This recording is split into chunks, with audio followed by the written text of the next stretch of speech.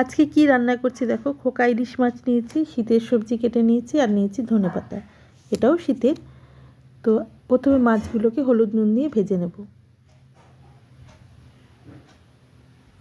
মাছগুলো সব ভাজা হয়ে গেছে, তুলে নেব।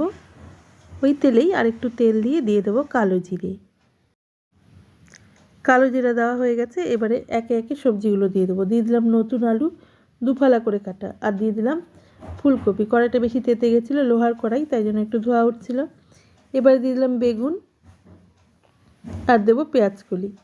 শিম থাকলে শিমও দিই, শিম আজকে নেই। দিয়ে দিলাম হলুদ আর নুন, ভালো করে ভেজে সাঁতলে দিয়ে দেবো জল। আর কোনো মশলা দিতে হবে না, হলুদ নুন শুধু।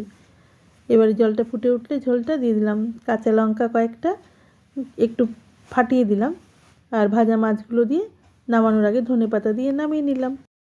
একদম রেডি শীতের সবজি দিয়ে খোকা ইলিশের